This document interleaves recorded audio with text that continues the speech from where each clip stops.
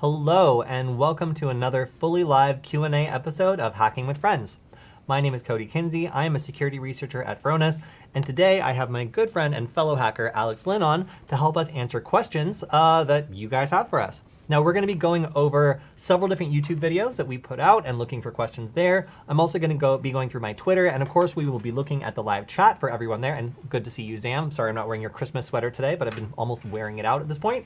So hello to everybody in the chat. Good to see you. And if you have any cybersecurity, OSINT, basically anything except cryptozoology questions, please feel free to shout them out today. Alex, thanks for joining us. Of course, it's good to be here. Yeah, so we have plenty of people in the chat today. We also have some great questions we're going to get started answering, but I also wanted to go over the awesome video that Alex did demonstrating the Log4j vulnerability. Alex, that has over 100,000 views at this point, huh? Yeah, that's crazy. That's my first video to even reach something of that magnitude. I think my highest video before that got maybe like 40K views, so it was crazy to see it hit that in like 3 days. Like 3 or 4 days. So I'm going to try to pull it up real quick. I can see, oh, you're at 128,000 views. So we're going to be taking some questions from all of this because this is an awesome, very short and very concise demonstration on how the Log4Shell exploit works. And of course, as an example, we picked Ghidra, which is just great because it's made by the NSA. So like, what, are they going to get mad? Yeah. It's also open source. Michael just said yes, that's concerning. So it's also open source and was previously vulnerable to the Log4j vulnerability. Weird. So Alex picked that as a target for this. So if you want to see quick and easy how you can take advantage of the Log4Shell vulnerability in a vulnerable application, then this is a pretty awesome guide on how to do that. So Alex, how do you feel about the reception of this video, huh? I think it did actually pretty well, and there's like a ton of comments on it, more than I usually get. Yeah, they're really surprisingly on topic, except for one of the comments I just saw. Yeah, there's a couple that are off topic, but the rest of them are all really good. So, you know, we went through and found some good questions from this. We'll make sure to answer them. But if you have any questions about the Log4Shell vulnerability, especially exploiting it against an open source program like Ghidra, then that would be great. And in fact, I think my favorite comment that I was reading last night was some guy went through all this and was reading it and was just like, whoa, I want to exploit this, but Gheedra's on a public server, so I'd be exploiting the NSA. And I was like, what?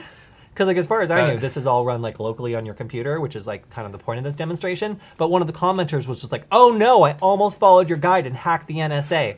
I guess he saw like the Ghidra website and he's like, oh. I guess, well, it seems like the documentation might have been a little bit confusing, but then in some subsequent comments, they followed up with someone who works with Ghidra and were informed that no, in fact, they hadn't almost just hacked the NSA.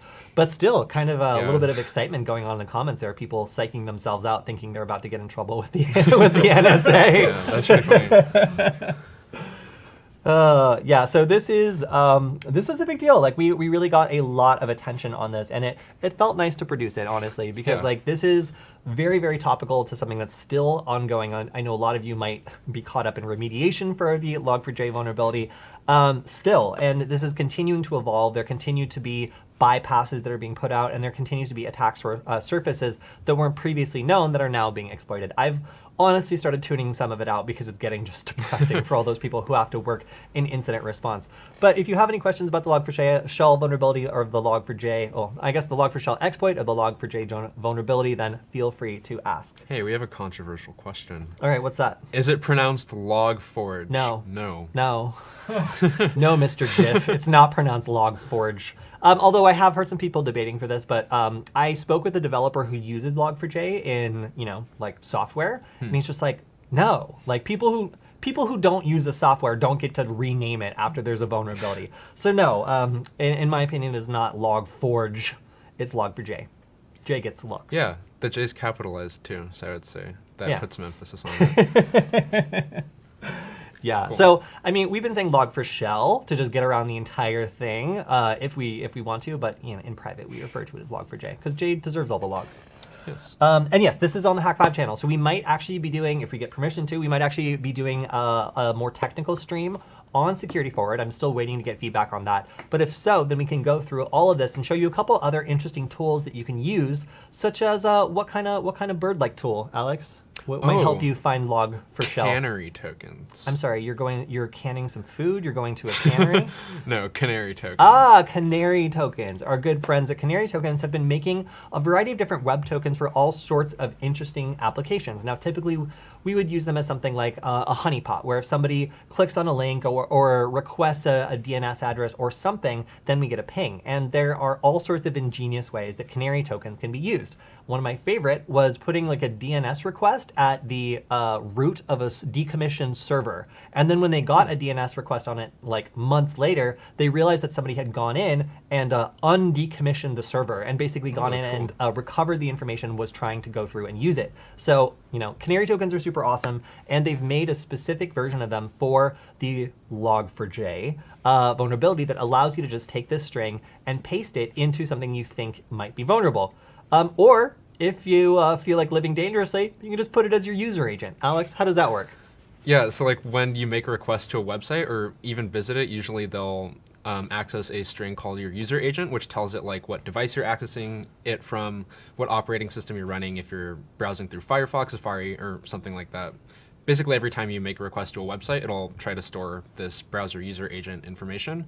So if you were to swap that out for something like a log4shell string, basically websites that are trying to store this information that are vulnerable to this exploit are going to log that and subsequently run whatever malicious code you're hosting, or just ping the Canary token if that's what you have set up.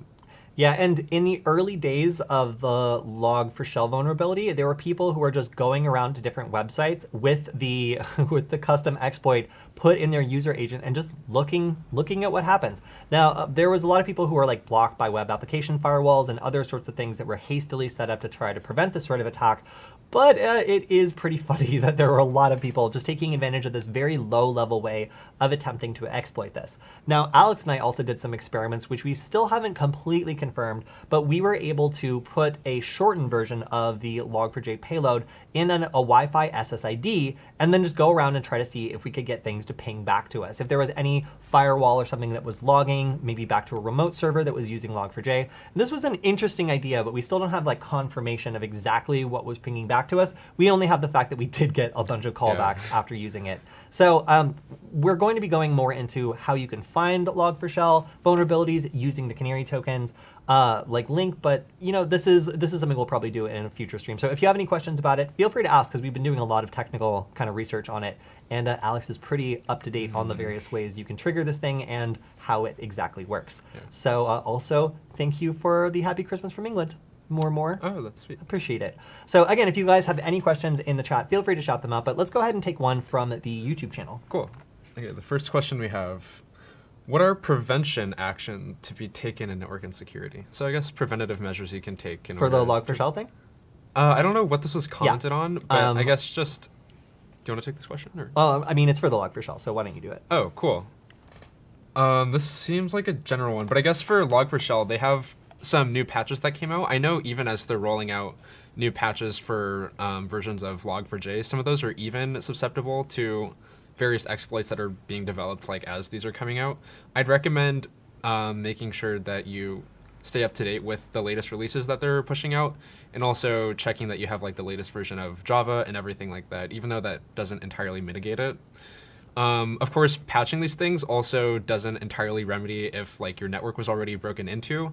So making sure that you run scans, taking a look at, I guess, if someone was like scanning ports or things like that, looking for potential threats that may have been run against your servers or whatever you have set up in place. So this question was actually answered on the channel by Mr. Goatbeard. So let's go over and switch to my screen. Cool. And we can see Mr. Goatbeard lended his experience as well. If the developers want to continue using Log4j, version 2.15 plus disables the ability to run remote queries by default and just logs data unless you turn it back on. Most apps, though, are just switch away from core Log4j files. The only Log4j files, its effects are 2.0 to 2.14. Had to do some research yesterday to harden a few things work. Again, I don't know if this is true or not, but Mr. Goatbeard seems to be pretty authoritative about this subject. So there you go. Although also, of course, like web application firewalls and defense in depth is really what people are recommending here. It's really like an assumed breach mentality that people are trying to get across here. Is like you don't know what's vulnerable yet. You don't know if someone got in early, if they were able to hide their tracks. So a defense in depth kind of situation where you assume you're going to be breached and you plan for it accordingly is probably the best way to approach this sort of massive and very difficult to tie down sort of vulnerability that is just everywhere and is continuing to be exploited in new and interesting ways almost every day. There's also like rules you can set up if you have like a IPS, like intrusion prevention system or something like that can now scan for people trying to run the Log4Shell exploit against your services. So there's, of course, other measures you could take like that. Absolutely. And let's rip another one from the video. Is this beyond the average cybersecurity graduate? I don't know what that means, but no, it shouldn't be. No. Like, this is like basic networking stuff. Yeah. Like everything that Alex showed in that 8 minutes of video is like relatively basic and comes packaged with a GitHub repository that he shows off. So provided you follow the instructions, you should be able to do this yourself and demonstrate it actually working. There's a little bit of like funniness with like the Java version. I remember you got into some trouble with that. But oh yeah, you can see one comment like directly below it is having problems with, oh, that's one thing I didn't show in the video. You have to make sure that the Java version that you're using is compatible with the exploit.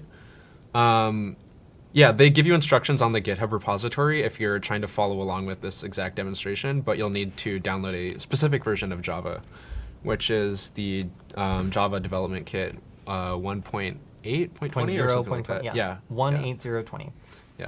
Yeah. So again, instructions are on the repository. This is more of a comment than a question. When I have that design in my computer, I'm going to jail even I don't hack. Okay. Gosh. I guess that's my response, okay? It's kind of unhinged. I don't know what they're talking about. Yeah, I'm not totally sure what that means. Nice. Okay, so let's go on and take another question from the YouTube. Cool. Okay. Are there any write-ups that you can share regarding the Log4j vulnerability? The first one that I read was pretty good. It was by Lunasec. They have a pretty in-depth write-up on the technical details of how this exploit works, as well as how Log4j is also like attempting to store these strings, how like calls to LDAP servers work, just like how this exploit works in general. Another one that I saw that was pretty interesting that I actually featured a diagram from in my video was Sophos Labs. That one's a little more technical. They have a code breakdown of how you can like even construct your own LDAP server, how to write Java code, and exploit classes that can be executed, and other really cool stuff like that. So stop everything. We've got a Varonis question. This never happens.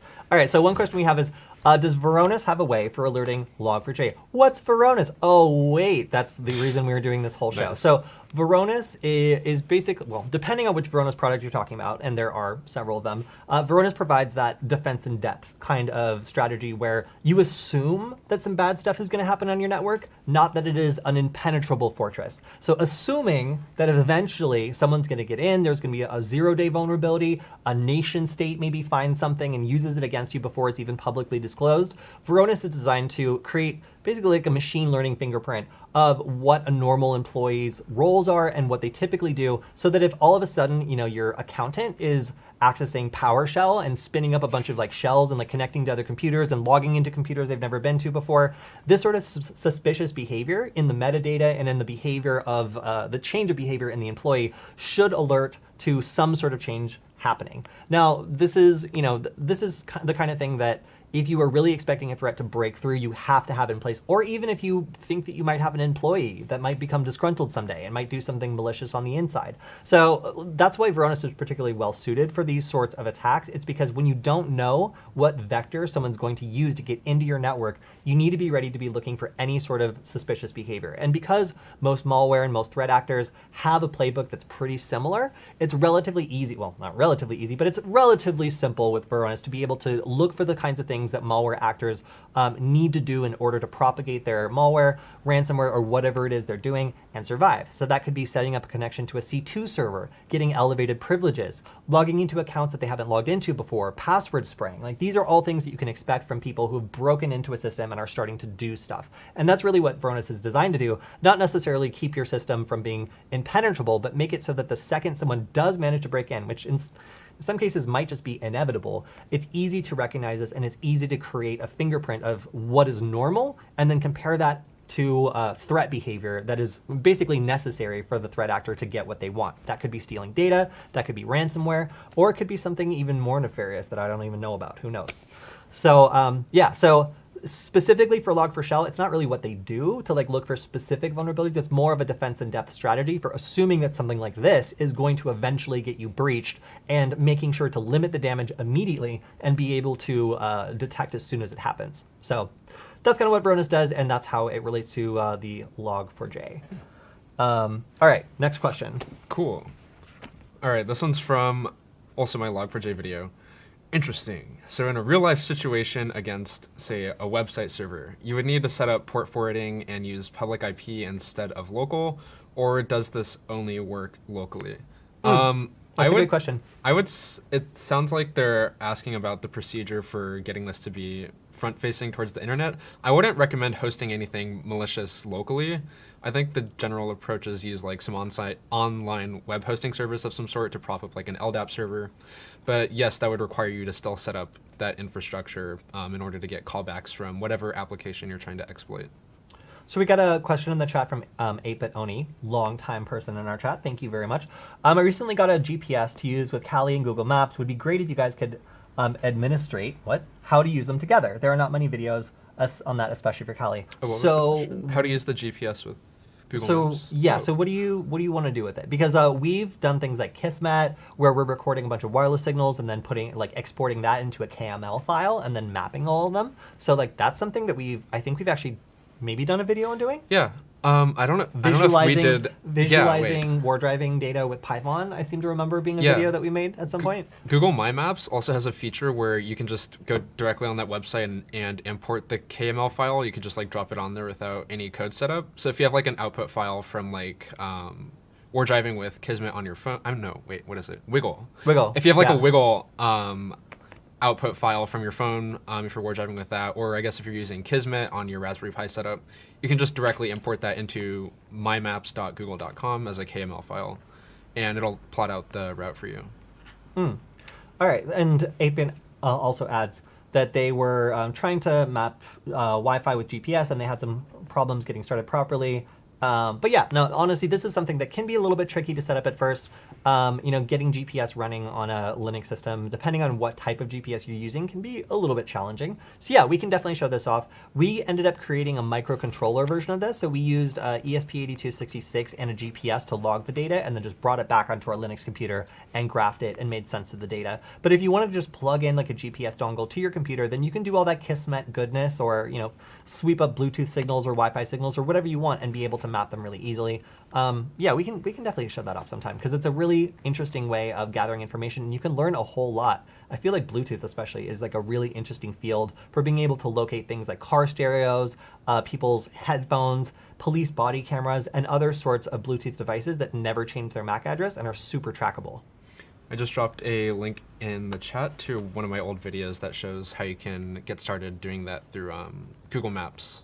Ah, yes. Importing the KML file. Okay, so this is a risky question. A Russian APT hacked FireEye last year and stole their stuff from them, and they seem to be the best at defense. Can you guys share if you've been the target of these attacks while working there? So since I've worked at Varonis, which has been a little over 2 years now, I have never heard of a serious nation-state sponsored attack against like Varonis as a company. However, because we work with so many different companies, there have been tons of companies we work with that have been attacked by very sophisticated threat actors. So, I can't really share a lot of specific stories, but I know that there were a couple instances where there were alerts that were generated. Fortunately, we were paying attention to the product, and we're like, oh, something bad is happening. And they were able to detect that people had broken in. And this was probably a nation state. It was very sophisticated.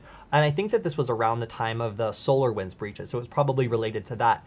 And they were able to get the people out of their system. However, there was a couple reserve accounts that they gained access to that they didn't use in the initial breach. So as soon as they were kicked out, they got mad and they came right back in, and they tried to detonate ransomware to basically just encrypt everything that the company had. And fortunately, because Varonis was working properly, it detected that too many files were being encrypted too quickly by a user who really shouldn't have been encrypting them at all, and it managed to shut the process down before it caused a lot of damage. So there have been some very sophisticated attacks against customers, but as of right now, I'm not aware of any like big nation state style attacks against Varonis itself. Crossing my fingers, but then again, I think it would be kind of hard. So what are you gonna do? That's really cool that they have like that detection thing with using machine learning to just like figure out what people are not supposed to be doing in your network. All right, then we've got another question for Alex, one that I think about every day. Alex, why are you so cute, bro? Okay, we're gonna calm that one down. Thank you for that question. I'm sure Alex I can't help it. Yeah, that's great. So do you have any crazy stories about discovering some nation-state attackers or other entities that you were surprised to discover who it was? Not really that I can tell publicly.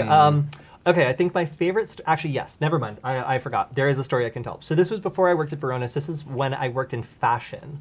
And I used to work in the Los Angeles Fashion District, specifically for a very fancy building called the New Mart, which is a variety of different, very, very fancy fashion showrooms are all there. So at one point I was like discussing, you know, their history with cybersecurity and stuff and what I do. And they were like, oh yeah, we had a little incident one time. I was like, well, how did that go? And they're like, well, we had we basically act as our own internet service provider. We have like a satellite connection or something. And we provide internet to all the different businesses that are in the building. Seems fine. However, one of them did something wrong and managed to get exploited really badly, and the attackers were able to go upstream and start abusing their internet service provider like qualities, and basically were acting as a relay hub for the Sony attack by North Korea.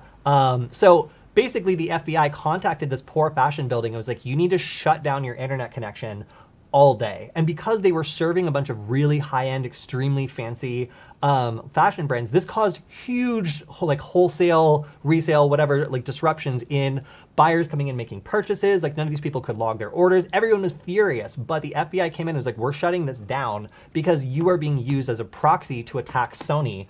So, you know, in this case, it was just some totally unrelated business, like high-end fashion that ended up becoming a pawn in an attack against, you know, Sony, which is a very, very famous attack. So hearing how, you know, in the fashion district, like they had been a part of this big, like international incident, and how it like mildly inconvenienced, well, I guess severely inconvenienced a bunch of very fancy fashion retailers was pretty crazy. Because for them, it was like a little, you know, it was a little shutdown they had to do. But like for Sony, it was obviously much worse. And being used as a component in that attack was pretty wild. So yeah, I've heard some pretty crazy stories of like nation states attacking, like, again, like a fashion building in downtown Los Angeles.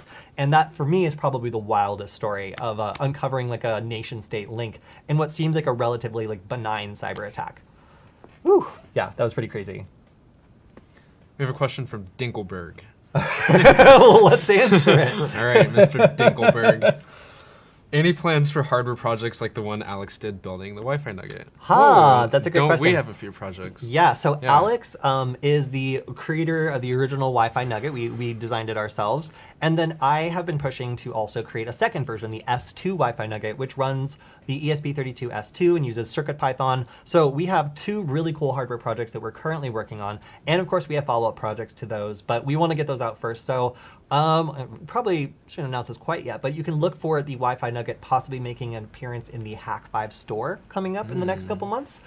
So pretty big developments coming with the nugget, and also we're coming up with a new, smaller SMD version that is very sleek and very cool, and I'm really excited to see. So, it's so tiny. It's like a little trinket that you could wear as like a necklace or an earring or something. It's really cute. Yeah, it's super small. And we've been working really hard on this the last couple of months. Like our goal with this is, of course, to create cybersecurity tools that are both good for researchers who want to use them to, you know, try to do some cyber stuff, but also good for people who want to practice on something that's not going to get them in trouble. So we've been working really hard on getting a variety of different software up on this, updating the hardware to make sure that it's robust, fixing design flaws that make it difficult to assemble or likely to break. And I think we've done a really, really good job. So stay tuned for that. We'll be covering more stuff about that on the Hack5 channel, and we'll probably be covering a couple demonstrations of the Wi-Fi nugget here as well, because I've managed to pull off some pretty cool things with the ESP32 S2 nugget, such as making an evil HID keyboard that can inject payloads, making an evil mouse that does oh my gosh, I made a mouse that randomly will wait a random period of time and then either click and drag That one's your so mouse awful. up into the corner so it highlights everything. Randomly click a whole bunch of times with the right mouse. It will jack up the volume to the absolute maximum and keep it that way, or it'll grab the mouse and throw it into the corner and then pin it there for like It's so 15 seconds. chaotic. Yeah, I so hate like it. if you plug this into the back of someone's computer, it'll wait a random time interval and then just do horrible, horrible things to the mouse. So I found that it basically makes the computer completely unusable. I wasn't able to turn my volume down even after unplugging it because like Ubuntu just crashed. It's awful. Yeah. Oh yeah, that's an interesting note, Zam. Well, actually, no, it's kind of unrelated. So our first sign of success, actually, that we had a successful design that people liked is someone stole our design Oh and my started God. selling it. So I believe it was like Hacker Boxes. Yeah. Took our design, made their own version, which was again just a complete copy of it, and then started selling it. So for us, that's just validation that this project is attracting lots of attention. Although, as a result of that, we might have to have the future versions be source available and not fully open source, or at least add a commons clause so that, like, if you want to make one, or if you want to make one for your students in a class or something, totally fine, we don't care. But if you want to like make them and then sell them for like $30 less than us and directly compete against us with like an older version that like isn't supported anymore, then like, no, thank you. Yeah. But anyway, that was pretty crazy, and it was pretty funny to see. All right, let's take another question. Cool. Next question. Jacking this up the volume isn't nice. You could damage someone's hearing. Made turn it down. What? This is supposed to be pure chaos. Like I'm not trying to help them get through their day. I'm trying to make them think that their computer's haunted. So I guess that would be a nicer ghost if you kept bringing it down. But I was just assuming, you're playing some music, suddenly it gets really loud, it won't go down, and then suddenly it starts working again. All a very spooky and frustrating process. Yeah.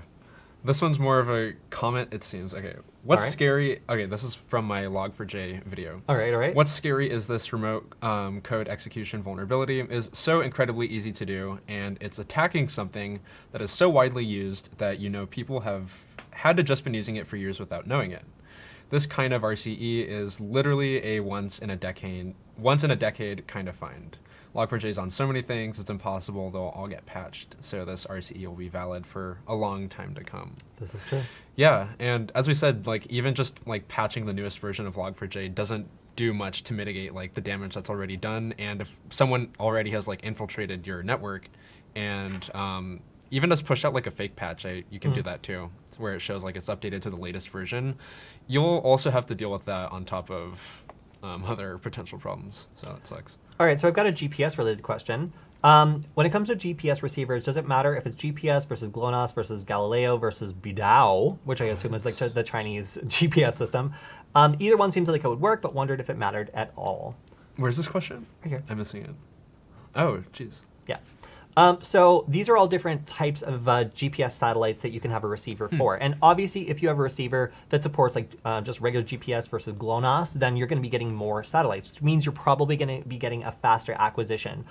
Once you get that acquisition, then like, any one of these is going to be pretty accurate, provided you have a good line of sight. But I will say that when I've used like GPS receivers that don't get like GLONASS or some of the other ones, then it takes them a little bit longer to get a fix, and that can be kind of annoying. I know that, my phone uses like everything it can possibly find. So for some of these, like if you can get one that, has some more different types of satellite frequencies that are supported, then that's great because it means you can get a faster fix if that's really important to you. If you don't care about how quick the fix is, then, just get a GPS one. I'm sure it'll be fine. But I have noticed that it can be up to like a minute or two to get a GPS fix on something that only gets like one type of signal. So you will probably see a difference in the speed of the location acquisition. But beyond that, I don't think it'll affect your projects too much when it comes to like accuracy and that sort of thing, if that's what you're asking. Oh yeah, I usually get like maybe 3 or 4 satellite fixes at most on some of the cheaper modules, like the uBlocks Neo 6M modules, whatever the standard one is for like Arduino or stuff like that. Those are usually pretty crummy. All right, what's up next? This one's also not a question, but it's it's of the same sentiment as the last comment. I don't know what surprises me the most, the vulnerability itself being that it's that easy to explore, or how long it was unknown by the industry and community. That's what makes it scary. Like, what if someone found this a long time ago and they just didn't want to disclose it? I what am if? almost sure someone Yeah. knew about this and chose not to disclose it because the market for zero-day vulnerabilities, especially ones as severe as this one, would richly reward Oh, someone yeah. for selling this on the private market as opposed to going and getting in touch with the maintainers and getting a pat on the back. So I would say it's probably pretty likely that some people knew about this and were doing either some low-level exploitation or using it in very limited circumstances, kind of the way the NSO group has been using their zero-click exploits. You know, when you have a really good one, you don't want to burn it. So you want to be really careful because a lot of the time, you know, there were some NSA payloads that were intercepted by the Chinese government because they just created targets and they waited to get the payloads that were being received, reverse engineered them, and were able to make versions of these 0 days that worked for them instead. So, you know, Dang. whoever had the 0 day might have been holding it back a bit or trying not to create the same situation or obfuscating it a lot, or at the very least, not mass scanning the internet for it. But, you know, now that the cat is out of the bag, I guess we'll never know. Or at least we might not. All right, so I'm going to go to my Twitter's forbidden message requests. I don't do this very often. I know, Michael's horrified. So I get a lot of messages. In my, all right, on Nullbyte, I say, if you have any ideas for upcoming videos, feel free to reach out to me. Nobody does that. Absolutely no one does that. Usually people ask me how to hack their girlfriend, or sometimes they refer like random individuals to me for like remediation of like being hacked or something, which again is not my job. I make these videos. That is very time consuming. So let's go over and see what we got. All right, so we have one question, and that is, sorry to bother you. I have a Word doc that I forgot the password for, and I've been trying everything to open it. I've watched your video from 2019 on cracking password-protected Office files. My problem is I'm using a cheap free Chromebook. I honestly don't know much about code and been following the instructions, and it just doesn't work the way it does in the video. Am I out of luck with this cheap Chromebook? Well, okay, so one thing is if you're using a piece of code from 2019 and it's 2021, almost 2022, you might have a bad time. And the reason for that is the more stale these videos get, and the more stale this code gets, the more likely it is that there's going to be some sort of issue. Either something will be updated, something won't work properly anymore. This happens all the time. And I would say like a large percentage of the questions I get in my message requests are about a piece of software that I covered 4 years ago that no longer works the way that it did then. So I would say first, like honestly, you might have just an issue with the tool. If the tool hasn't been updated in like 3 or 4 years, you can expect that there's probably going to be issues running it. Now, if you really are limited by your Chromebook's ability to do password cracking, then we can do some stuff about that. So fortunately, Google offers other services that are really useful. Alex, you know what I'm getting at? I sure do. All right, you take it away. Yeah, so one of the cloud computing services that they offer called Google Colab is basically like a Python environment where you can develop code for, it's supposed to be used for training AI. Because not a lot of people have access to like really powerful GPUs or stuff like that to be able to train these machine learning models. So they provide this service where you can do that. You can do that for free online in a Python environment. But there's ways you can use that in order to import certain libraries that give you lower level access to like the Linux machine that's running on Google Colab. So you're able to use this to invoke commands like netcat or other things that you can use for password cracking with access to really crazy GPU power. Yeah. Yeah, so I did a video on that. It comes with the Gmail account. It's amazing. Yeah, you literally just need a Gmail account, open it up in your web browser, and you can just run some code that you can find documented on a video I did on Hack5. What's it called? Cloud computing, hash cracking something with Google Colab. I'll drop it in the chat. Cool. Yeah, so keep in mind that this is perfectly legal to do against your own files. If you have a file or if you have a hash that you want to crack, you can do that just fine. But if you start using Google Colab to crack other people's hashes or as a brute force or something, then you will probably get your access revoked. So if you have like if you have a Gmail account that you really like, having access to Google Cloud Shell on, then maybe use a different Gmail account in order to try this stuff out. Some people got banned for running like password cracking stuff using Colab, so I'd recommend not.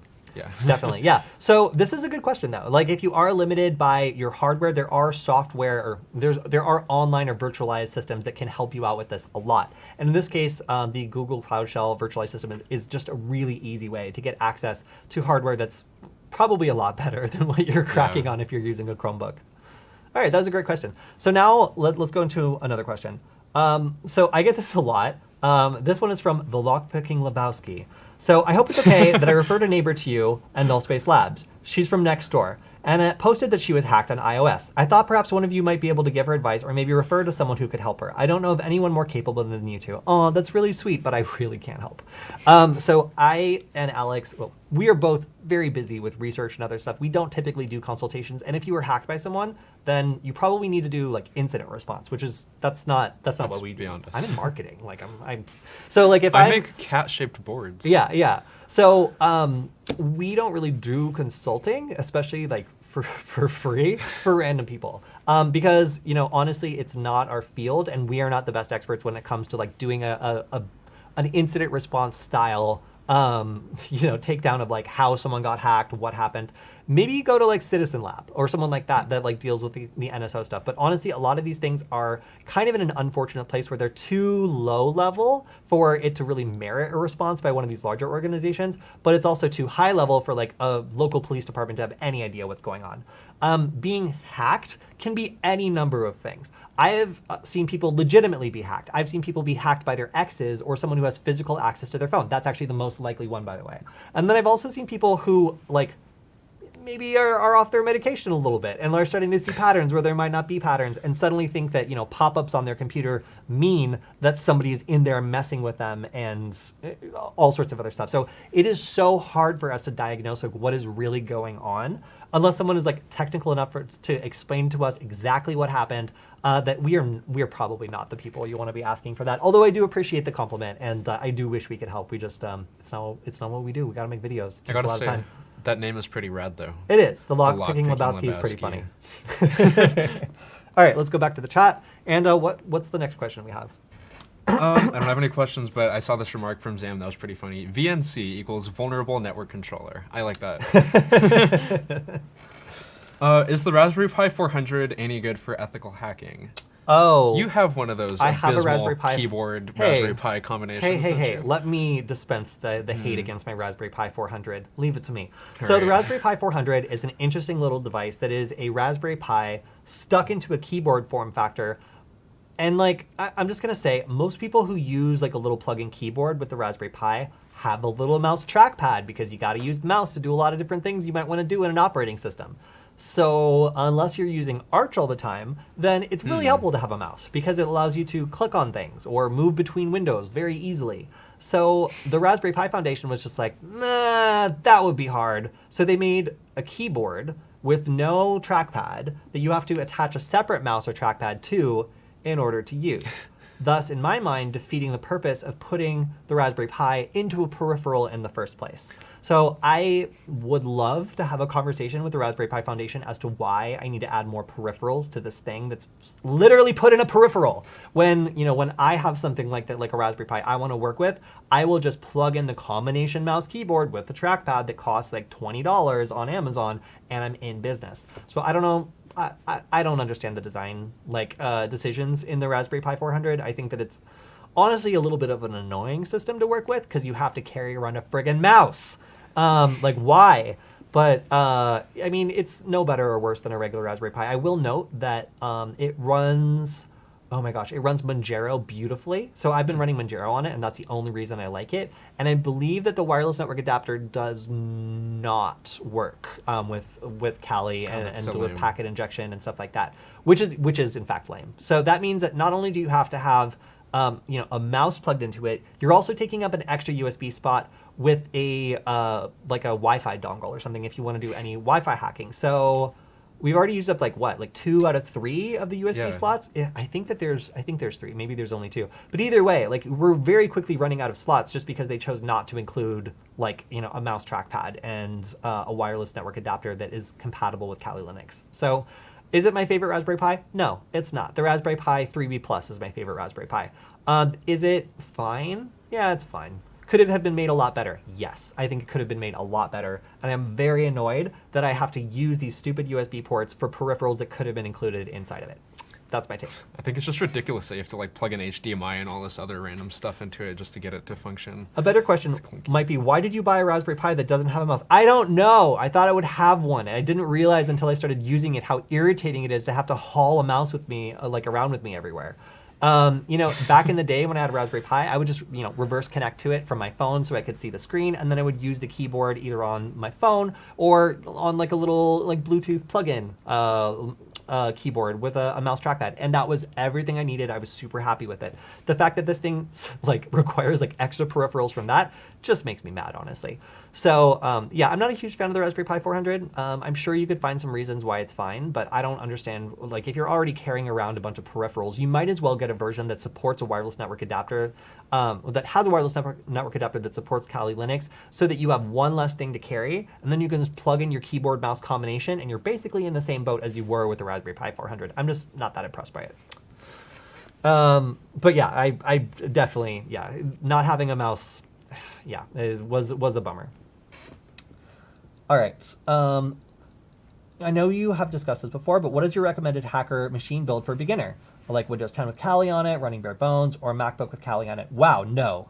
So I run, this is a MacBook Pro. It's one of the newer ones, I think. Actually, oh no, this is a slightly older one. The newer MacBook Pro I have is actually worse than this one. This one is a 2017 15-inch MacBook Pro, and it's fine. Like it's okay. But in the newer version of the MacBook Pros, it does not allow you to have as basically any control over the wireless card. And if you put in a virtualized wireless card, then it's still really, really difficult to do even like basic stuff with Wi-Fi hacking, which is most of what I do. So I was super unimpressed by that. And I was also super, super unimpressed by the Windows subsystem for Linux. I think it sucks, especially for Wi-Fi hacking. It won't even do it. So I don't totally know what Windows subsystem for Linux is for in terms of hacking stuff. I guess like running basic Linux utilities on your computer that aren't like too fancy or exciting, but you're not going to do like Wireshark or something in like Windows subsystem for Linux. I mean, of course you could do it in Windows too, but so anyway, I don't like Windows subsystem for Linux. I really like, if you're going to be using Kali, I would boot it bare bones or bare metal. Like it really is easier to have it just on the hard drive running, not virtualized, and not having all these weird issues with like things that you plug in that then need to be like connected with this virtualized system. It's so much hassle sometimes, and I honestly hate VirtualBox. Virtualization sucks. Yeah, virtualization kind of sucks. So if you want to have a better experience, what I would recommend is dedicating a portion of your hard drive to running bare metal, Kali Linux, or something like that. Maybe Manjaro if you're feeling spicy. And you can go ahead and have lots of fun on that, and it should not cause you any problems because everything should just work. What about Parrot? You also liked that one too. Parrot's fine. Parrot's just pretty Kali. It's fine. Like they're both Debian, so like the experience of using them is so similar that I like mentally barely differentiate between the two. I think Parrot's pretty and has lots of fans, and that's fine. I think it's great. I just I'm not going to go out of my way to use it when like Kali does like pretty much all the same stuff, like or vice versa. So. I would say, so for me, I would also maybe have a Raspberry Pi, since we were just talking about them. Having a separate dedicated Linux computer that's, compatible like Wi-Fi wise, so you can do all sorts of cool Wi-Fi stuff, that's like $35 is really awesome. Because if you torch it, then, who cares? So I have a dedicated Raspberry Pi that I use for a lot of the research and demonstrations I do. And then aside from that, I have like a ThinkPad that I have Ubuntu, Kali, and Manjaro loaded up onto that I use for other projects. And those are my two hacking computers that I use like all the time.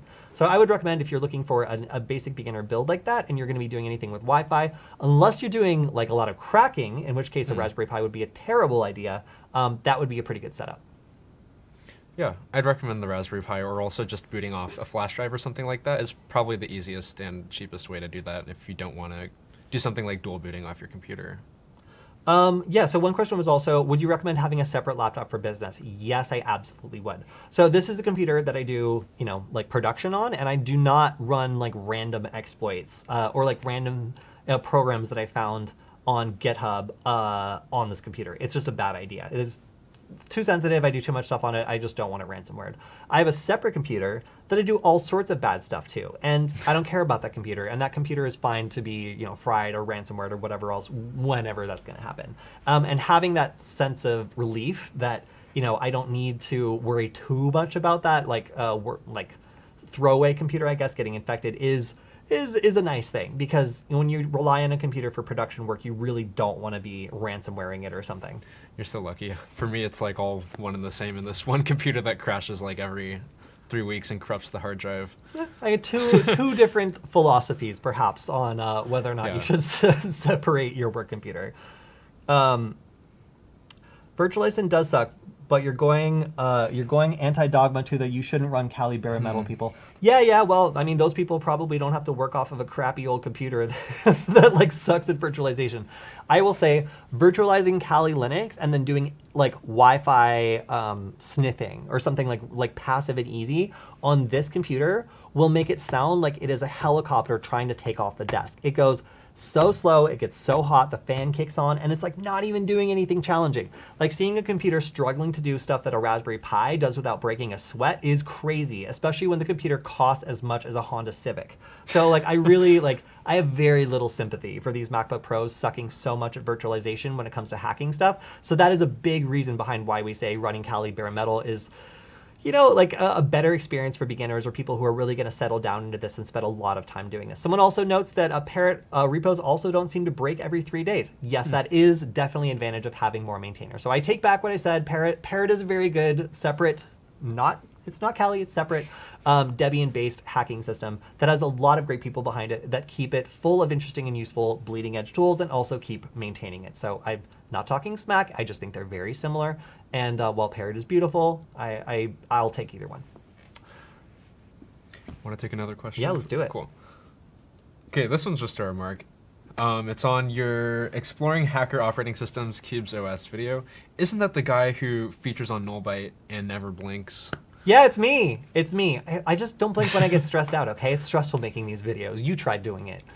You probably won't blink either. Or maybe you'll blink too much and you'll be the blinking guy. I feel pretty lucky, though, that after like several years of doing the Nullbyte channel, the worst roast I've gotten is that I don't blink when I'm nervous. Like, that's like, I feel like I've gotten off very, very light for that.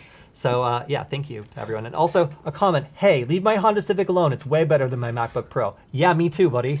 I know. That's why I said it. All right, what's up next? This one was on our stream from last week. In regard to Alex's history with the school network, do you have any fun hacking or computer stories that happened to you? Fun things like I accidentally took down the school network, which I may or may not have done myself. All right. Well, before Alex incriminates himself, I'll tell a light story, which I'm also going to say, you know, for legal reasons, may or may not have happened. So back when I was first researching Wi-Fi security, I was really interested in what kinds of devices would still be using WEP. So if you're unfamiliar with the different types of Wi-Fi security, there's WPA and WPA2, which most people use nowadays, which is really relatively secure. There's ways to break into it, but it's not that bad. And then there's WEP, which is an old, outdated standard for security that has been since found to be critically broken. But if you look around, you can still find some Wi-Fi networks that are using this very, very broken method of authentication. So if you haven't ever broken into a WEP network before, then the way that it works is you basically sit there while the program gathers information about the key that's being used, and after about 10 or 15 minutes, you just get the Wi-Fi password. That's as hard as it is. It's really, really easy. So when I was first exploring this and doing some research, I found a WEP device that was near my house, and I thought it was a neighbor or something. But as soon as I gained access to it and just did a quick little scan to see what was there, it was actually a super important traffic light control system that for some reason had a Wi-Fi endpoint just randomly out and exposed that allowed you to do things like potentially reboot the entire system. So I very quickly realized that I was poking around somewhere that I shouldn't, and as soon as I realized the type of technology I was like scanning, I was like, oh, wow, that shouldn't be there. But I actually had a pretty similar experience when I was driving one time to the top of Mount Wilson in Los Angeles. So if you've never been to LA, if you look up on the horizon, there's a big mountain called Mount Wilson, and it has a bunch of antennas on it. And it also has a really great observatory that I think was actually used to measure the speed of light for the first time. Fun fact. So I was up there exploring the observatory, and not only did I notice that the observatory had compromised open Wi-Fi or compromised WEP networks that would allow somebody to potentially go in and, I don't know, like take a peek at the stars when they're not supposed to, or maybe close the door, who knows. There was also the radio towers that had an open Wi-Fi network that anybody who was in proximity could join. And I just happened to have a pretty strong Wi-Fi antenna and managed to join this network, and I was able to scan basically like really strong broadcasting towers with like no sort of firewall between me and them whatsoever. So this was just, again, open authentication in the middle of nowhere. It was just a little bit off the area that you get to go to for the observatory. And the fact that like all these huge radio and TV towers had a access point that allowed you to start scanning and like, port sniffing the different systems that controlled it was pretty wild. And I got banned the second that I performed like a full port scan. Like I went through and just indexed everything. I was like, wow, wow, wow, wow. Okay. Shouldn't have access to any of that. And then boom, I got kicked out. So Nice. at least there was something running on it that was like, all right, if some random person joins and starts scanning everything, then kick them out. Because I was like, hey, sweet, free Wi-Fi. These scientists must want me to finish my resume up here. And actually I did, and I got hired at Uber like a week later from the resume I wrote up there on that Wi-Fi. And that's my story about some weird network I probably shouldn't have accessed, but hey, gave me good internet. Nice. You already you one-upped my story before I was even able to tell it. Probably the coolest thing I did was when I discovered the Google Collab thing on the same week that I also discovered that lots of networks that are using default credentials will usually have like a password that's algorithmically generated, where it's like usually like a noun, adjective, 3 numbers, or something like that. So after having discovered like this really cool write-up that shows you how you could use Google Collab to run hash cracking in the cloud, I basically war drived my entire neighborhood, and I managed to crack almost half of the Wi-Fi passwords that were using a default Spectrum router setup, which I think is my Spectrum Wi-Fi like 8E or 8D or something like that uses like two letters appended to it. And basically just the combination that's used to generate the passwords will be a noun, adjective, 3 numbers. And I was able to crack maybe a good like 10 or 15 different passwords using Google Collab with that. And that's when I got my first Wi-Fi access. Well, no, that's when I cracked my first Wi-Fi network, sorry. It was really exciting though. So one comment is, I do think WPA2 plus a strong password is really hard. It depends. It depends. So if you got WPA2 and a strong password and I want to get into your Wi-Fi network, I'm not even going to try to crack that password, my friend. There's no point. First, I'm going to see if your router is vulnerable to the pixie dust attack. And if it is, I'm just going to get your password delivered to me directly every time you change it. And I've had this happen before. So there was a router that was vulnerable to pixie dust, and I did a demo on it where, I went in, I got the password, and WPS Pixie is a really cool attack that in about 15 to 20 seconds can get you access to a vulnerable router because of a convenience feature that a lot of different internet service providers bake into this and turn on by default. Super dumb. WPS setup is a dumb idea. I have no idea why you would just walk behind the router and press the reset button. I don't get it. But WPS setup was something that people decided a long time ago was a good idea, and ever since then, I've been having a great time. So that would be first. I can usually I have about a 30 to 40% success rate with just some random router being vulnerable to WPS Pixie, depending on where I am. There are some areas that the internet service providers aren't as hot on that idea, or they've updated it. So this vulnerability is definitely something that can get you, even if you have a long secure password, and even if you're using WPA2. Now, let's say that you're not vulnerable to WPS Pixie. Do you think I'm going to give up? No, I'm not. Instead, what I'm going to do is I'm going to kick you off of your network so that you cannot join it. It seems like something's wrong, and create an open network that has the same exact name as your router. Now, as soon as you attempt to connect to this, it will pop up and say, hey, your router has undergone a firmware update. Please enter your password and press OK in order to restart and restore internet access. And you will not be able to access the internet until you do this, because I will continuously jam any device that you have from connecting to your real Wi-Fi network while offering up this fake one. And in fact, I can do this from a microcontroller that costs a couple of dollars. So if I can successfully phish you and make you think that something is happening with your router that isn't really happening, the type of Wi-Fi security you're using doesn't really matter, does it? Lots of fun. All right, let's. How long do you think it would take to crack a 17+ character password? Not that long if you got money. If you give me $50, I'll go on Amazon, AWS. I'll rent a bunch of GPU-enabled, virtual services, and then I will just go to town on it.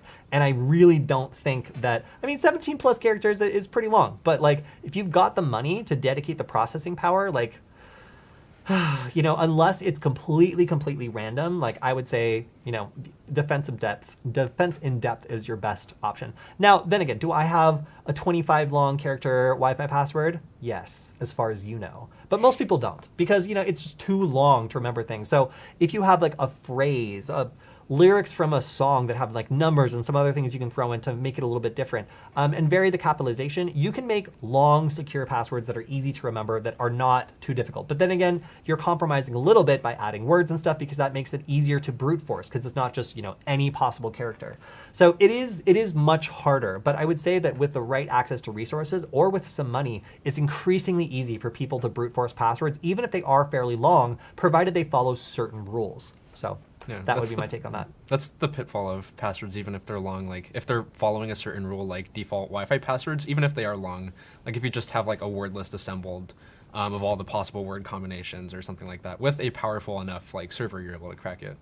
Yeah. So Zam also notes that around 16 characters will take days on standard hardware, but you could do it via cloud for under 100. That is 100% true. I've seen some nasty cracking attacks be done on these sorts of really easy to set up services like AWS. So if you need GPU cracking power, you can rent it and in a couple of minutes really bring a ton of power to bear on something that normally would take days to crack on a standard piece of hardware. I almost never get my own computer hot trying to crack stuff. I either use cloud or distributed cracking methods. There are some versions that work like that old SETI thing where they'll take a hash and distribute it and then have a bunch of computers running different cracking attempts against it, and then all these thousands of computers come back and give you a result. So these distributed cracking networks are really cool, honestly. But if you just want to go for this straight AWS system, AWS solution, then you can just pay some money, get access to some sweet GPUs, and then crack for a couple hours and probably get some good results. Yeah.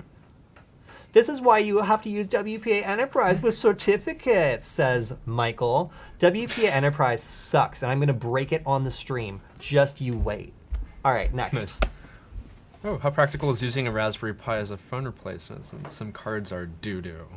Yeah, so ask our friend Arsenis, who's the creator of the Zero phone, about that, because I've never made a phone from a Raspberry Pi, but guess what? He has, which is actually really cool. So if you want to see an actual real-life demonstration of this, then yeah, check out the Zero phone. It's a super cool project by a friend, and honestly is so awesome that he managed to use a Raspberry Pi Zero and turn it into an actual cell phone. So I haven't done it myself, but there are some projects out there, and we know some people who have, and it seems like a really cool project. Yeah.